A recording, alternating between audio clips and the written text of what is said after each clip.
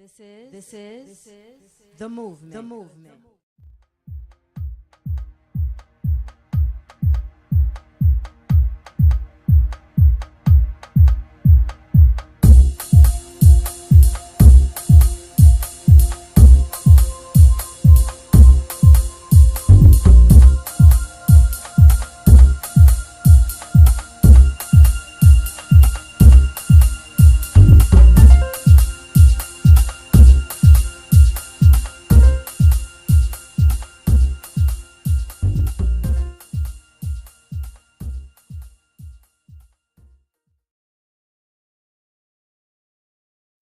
Everyone, so I just wanted to get another up-close picture of the beautiful work that my sister friend has been commissioned to do, even though this is a project from S.A.F.E in Harlem, and I'm definitely here to support them and support all the entities that came together to make this actual mural come together.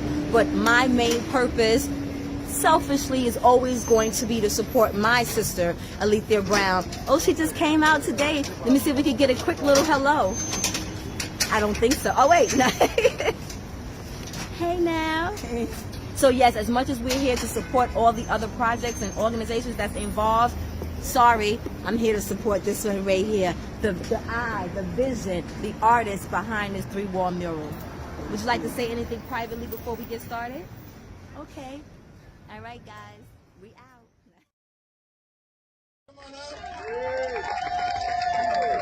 Born and raised in Harlem. She's been doing it for a lifetime. So come on over, Aleathia. She's got a few words that she wants to share with us. So I'm guided by just the spontaneity of what's happening right now. I had these two hands on each of these two bodies. I could not have done what you are seeing on these walls right now. So they're not just artists, they're amazing and they're spiritual with what they did, because I have an idea, and my mother often talks about, if we could only be a fly on the wall of your brain and see what goes on inside of it. So they got the madness to translate what was in here and make this.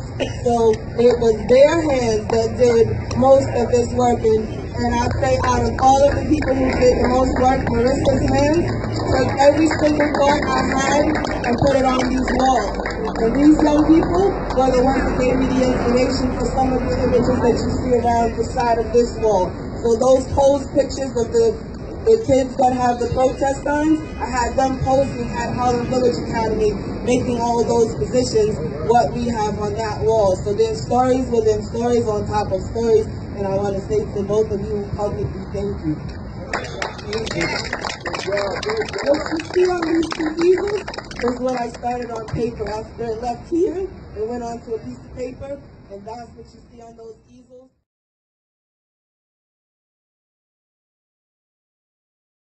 Then I wanted you to see how the story changes from talking about it to then documenting it and then putting it on the wall. There are layers, just like Harlem is layers, and there are so many layers to Harlem, you can't define it in one sentence, in one word, in one verb, in one vowel. So I say to you that it's an amazing journey, because Robin Baxter was who talked about me to Felicia, to convince her if anybody's going to tell this story, it's going to be Aleathia, because I am Harlem. So it was more than allegory. Black history, our story, unapologetic allegory.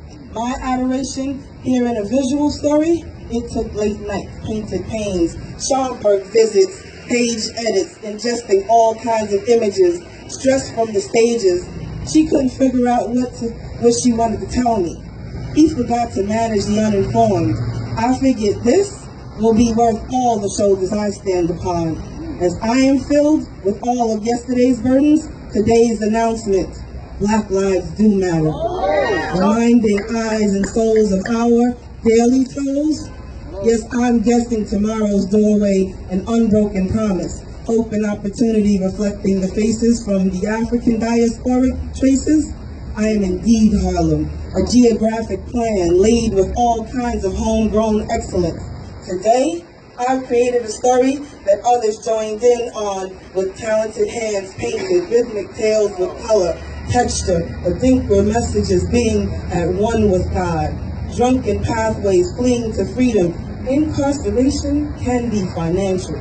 Drugs don't free you. Living out loud, being fully present and giving your body some love totally lifts limits off your shoulders. I am Harlem, the artist, the provocateur. Guess whose face takes up real estate? Think. What's the picket sign speaking to this time? No sober, peace. Positivity is the way I pray. Past, present, and for our future. I did my job simply to remind passerbys I am Harlem, I am greatness, I am rich and rooted. New faces, I invited all the ages. Unveiled the invisible man, showed little black girls and boys. You exist? Now scroll through and find yourself in some part of this art plan. I paid homage, giving tribute to a man.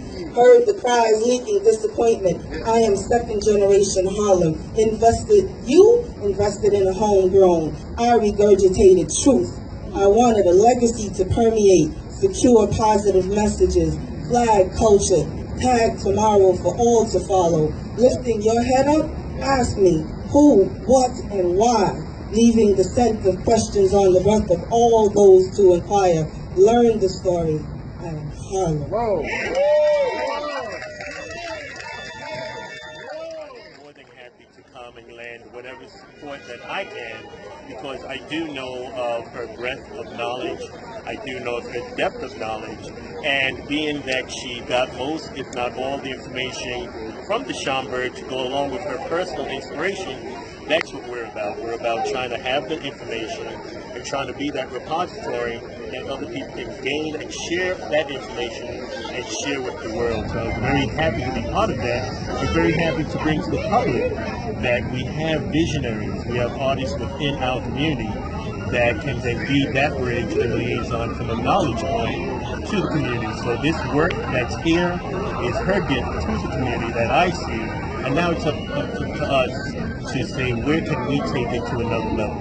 What can we do with the gift she's given to us? What can we learn? How can we then share that? And where's the next bit of information, whether it's coming from you or from somebody our age, because it's never too old to learn, and we all continue this great path. So I'm just happy to be honored to be a piece of it. Glad that the Schomburg could have been even a small piece of it, but the true honor needs to go to the people who did it, the visionaries of Aleathia Brown. I would like to ask you a question. I would like you, if you could speak about sort of a did you know moment kind of thing. If you look at any of the walls to say, in terms of how it relates to some historical relevance, what is something that's on the wall that you could share with people watching, listening, that is historical? I think what I got, there's so many layers, like you mentioned, on the wall. But I think, to me, I'm a big advocate and fan of Marcus Garvey.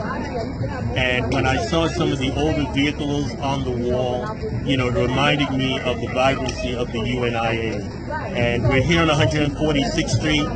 The UNIA used to do their marches coming up 145th Street along 7th Avenue and going down, because they recorded with 138th Street. So it's little things like that. There's so many pockets of knowledge that are right here in our community that a lot of people don't know. The Savoy Ballroom was right on Lennox Avenue. So again, seeing the Harlem Renaissance, seeing the swing movement, seeing all of those different kinds of movements in history that has come through Harlem, just to me, like you mentioned, layers, all those evoke a certain bit of information. The little bit that I can get is nothing to what other people can get.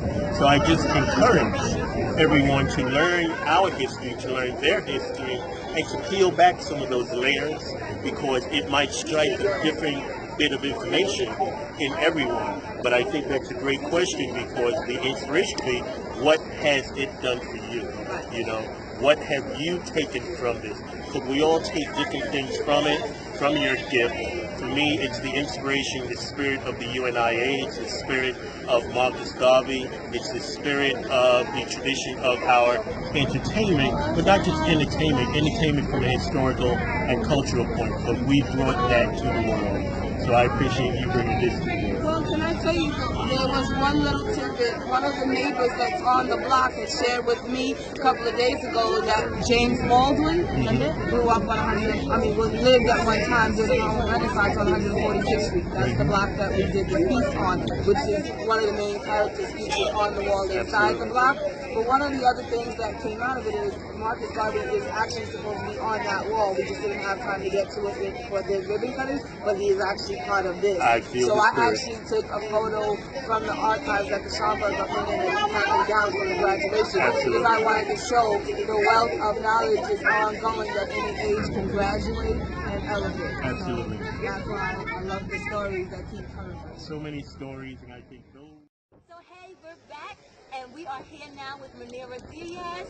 Minerva. Well, you know I knew her name. But anyway, Minerva from the Dwyer. You know Miss Brown knows some important people. We just had Jen from the Schomburg. Now we got Minerva from the Dwyer. Whoop, whoop.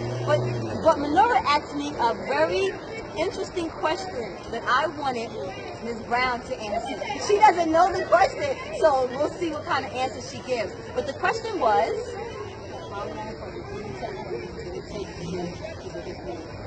so the physical mural or the idea and the mural? So the mural, when they first came to me with the idea of would I be interested in being the lead artist on this mural project, they first started mentioning the name I Am Harlem.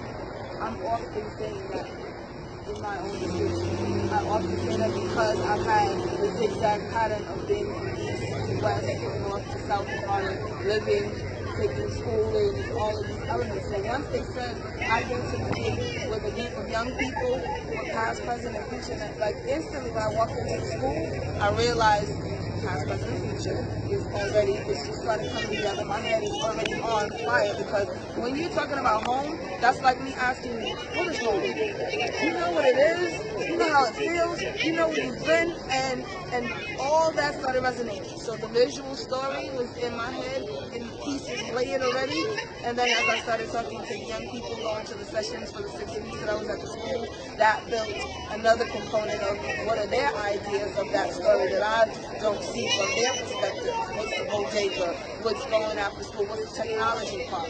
And then it just, from conversation to paper, from conversation to paper, it kept going back and forth like a yo-yo. Once I started getting a sense of the visual images, then I knew there's no way for me to tell a story without the root of it. And I said, as a child, I grew up hanging out in the Schomburg Library when I was just curious about it. So I spent so much time in there, I knew what that archive was like, so then I began to piece that together. I spent like 8 hours a day just in the books, just in the, because that was just in my heart, because I said, in order for me to permeate a legacy that's beyond me and for people to want to keep it and not paint over it, I wanted the layers of the truth to really be so compelling. It's like parents will tell their kids, neighbors will tell their friends, no one will tag it.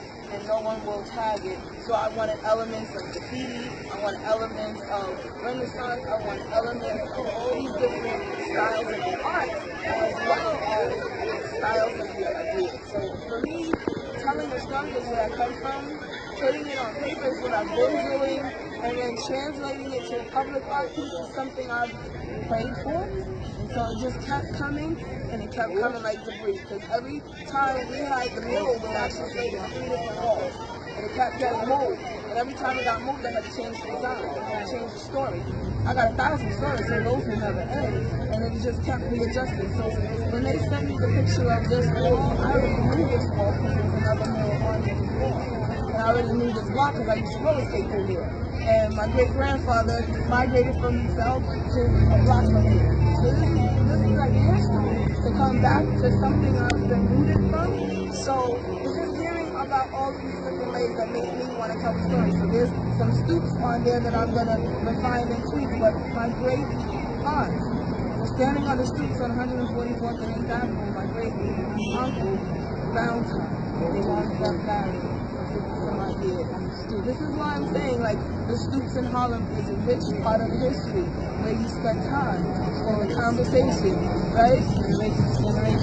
And if you see the images and the messages, I have James Baldwin who lived on 146th Street. why I'm saying. And there's so many of the I didn't know that comes out of me telling the visual story. And the young girl who spoke at the presentation today, this was her posing for me in the school lobby. And then I'm just translating all these different layers doing this. So, heart and soul.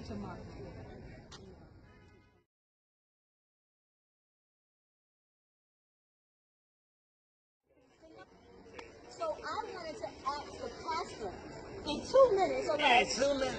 Emphasis on the 2 minutes. No, we as ministers, we like to talk and hear ourselves. Oh, Lord Jesus. Yes, amen, hallelujah. But Pastor Taylor. Yes, ma'am. How did you feel? One, thank you for allowing us to come because you were not the first location, but you were the final. And we always say it don't matter where we start, where we end up. That matters the most. Now we're here. So how did you feel when this was brought to you and then watching it develop every day for the last, month? My first thought was, okay, where can I find somewhere that there's a wall and people will appreciate what's coming to it and it can happen? I didn't even think about this wall as I was like, okay, let me see, you have to find the pastor, the right church, and how many bells and whistles do you have to go through to get this to happen? And so Jeremy looked at our wall, he said, well, Al, what about your wall? I'm like, this? He said, yeah. And I looked at it, and I was like, oh yeah, we could do this. And then I saw 3 different renditions of it. I was like, I like a little bit of this, a little bit of that, and a little bit of that. And I said, can we take this and put it with that? And when he told me the story, past, present, and future, I said, forget about what I asked for. Let this roll just like it is. I don't know, but personally, I think my picture is on the wall. There's a guy with a burgundy bow tie, purple bow tie. He looks like my son. Or he can look like me like yesterday, because I'm a little older now. I'm just thrilled about this. I'm excited.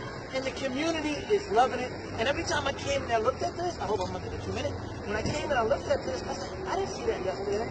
And I see something else. So every day there's something unfolding. And it's just like life. Every day something's unfolding. Deal with it. And enjoy it. What's your spiritual message connected to the wall? It's a love thing. It's a love thing. Learn how to love yourself. I spent my entire life trying to figure out who the heck I was. But the minute I realized who I was, the value I had at the table, I'm in love with myself. I'm not conceited, but that's what's missing in our community. And we fall time and time again because we're looking for something that's not real, but we haven't come to love who we are. I'm sorry. I'll preach it. No, It's a love that's thing. a beautiful thing, and I like to listen and sometimes just take it in, because that's really what I started doing when we put the other part on the wall, giving tribute back to the Man Up piece that was originally here, and me paying homage was because I started listening to the disappointment that was leaking out of the mouths of people walking by. So for me, the more you talk, the more comes out of me, what I wound up putting on the wall. That's why I said it's like I regurgitate truth, because you say something and then it spins in here and then it kind of comes out on paper. So it is important for us to really have those conversations. Yes. And you're welcome to come back anytime and make any alterations. Oh, you got me for another 2 weeks to finish up. So Can we get to 2 years? I'm trying to get. Well, You hey, get a now, warranty? art ministry. I need one. Art heals the life. Yes, it does. So just give us the location, the name of your church, and invite those to service. Hey, listen, Infinity Mennonite Harlem, Infinity Mennonite Church, Infinity Mennonite Church of Harlem, better known as IMC. We're right on the corner of 146, 2522 7th Avenue, Harlem. If you don't know what that is, it's Frederick Douglass Boulevard, but it's really 7th Avenue. Adam I'm sorry. Clayton. See, old dude from Harlem, I messed up. Y'all put these names. I'm a 7th Frederick Avenue Douglass kid. is that way, Adam is this way. 8th is over there, 7th's over here, y'all. Holla if you're from Harlem.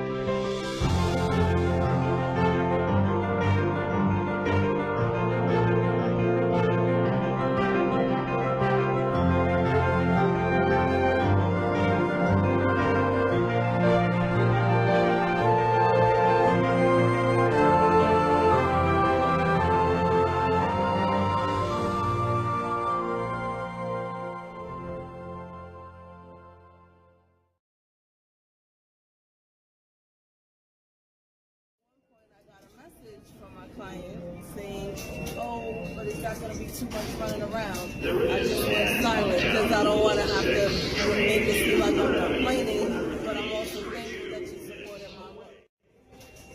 Because I am an artist. It's not, this isn't a glamour thing. This isn't a thing just because I think it's hot to do. This is who I am. That's like asking me, why be a woman?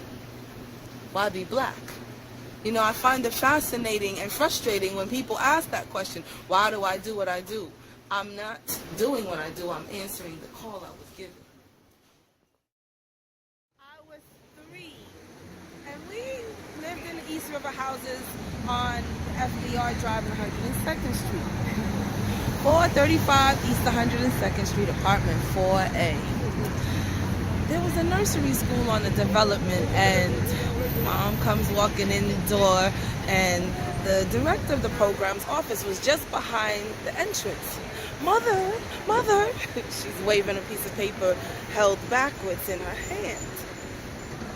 Mom's putting her head down like, oh, she knows she's running late. Single mom, always trying to make sure she's trying to make all ends meet. So she stops her midway in the corridor. I'm a little concerned about Aleathia, and we try to have a program that's all-encompassing with a variety of activities for their development. And whenever we bring the crayons and the coloring materials out, Aleathia won't share.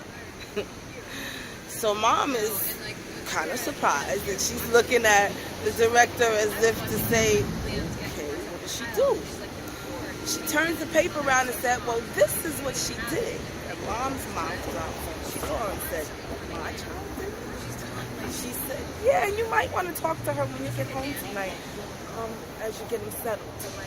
We get home, and Mom's doing her usual, trying to make sure that we had a productive day and nothing happened that was off base. And she comes out of the kitchen as I'm coming out of the bathroom, getting my night gear on, and she says, with her hands on her knees, leaned forward, so what do you want to be when you grow up?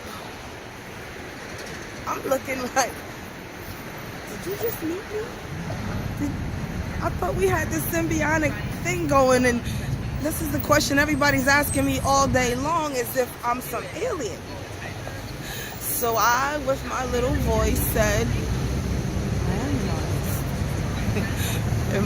And Mom looks up and kind of stands in an erect position, like scratching her head, because she doesn't want to get into this verbal battle, because I wasn't the usual 3-year-old.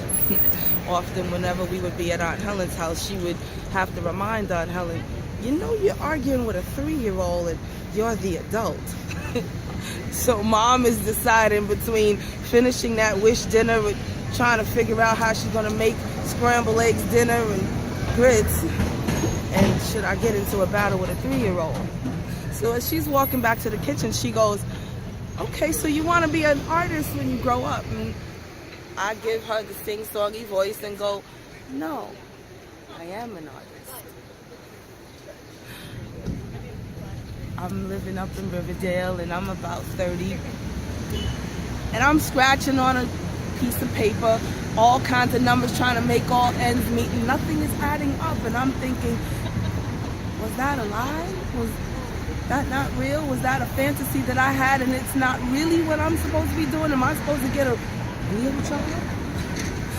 Tears are streaming down my face, and I'm thinking in this moment, maybe it's time for me to become an adult and go to the store, get a newspaper, and find out if I'm supposed to get a job and do the art on the side. And I'm boo-hoo hollering.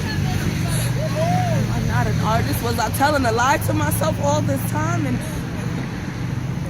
as I'm coming down the steps and I'm asking God, please leave me a sign, tell me something, send me a message. Am I an artist? I get to the corner of the lobby, and I'm looking at the mailbox in my peripheral, and I see this guy coming through, one of my neighbors, and I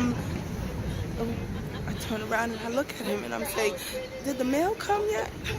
He looks at his watch and he looks back over his shoulder and at me and says, no, I think it's a little early just yet, but you know, you never know.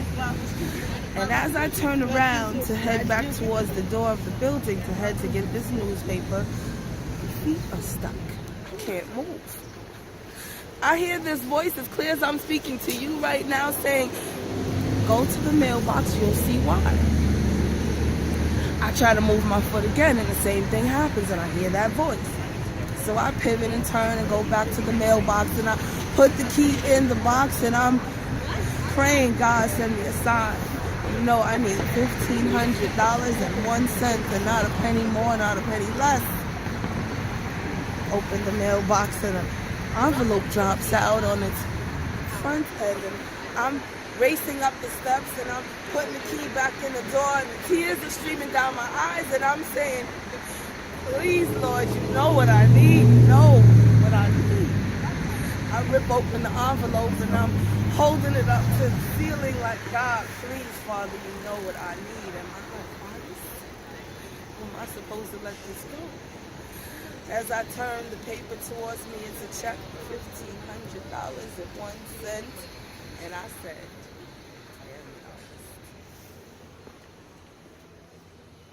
So everyone, we are in the front of this 3-piece wall mural that's been commissioned by S.A.F.E in Harlem.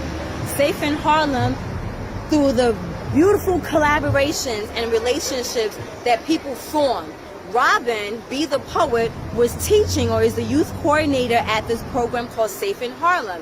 And they decided to put together an initiative that brought the young people involved in the artistry or what Harlem looks like in the eyes or vision of our children. So in that, let's put art together. Well, who's a great master teacher who is brilliant in their artistry to assist in executing this dream? Of course, Aleathia Brown. We have relationships with each other, so we use those relationships with each other to build and expand each other's craft, goal, vision, ideas, and purpose. And Aleathia, being a master teacher and being someone who tells stories through her art,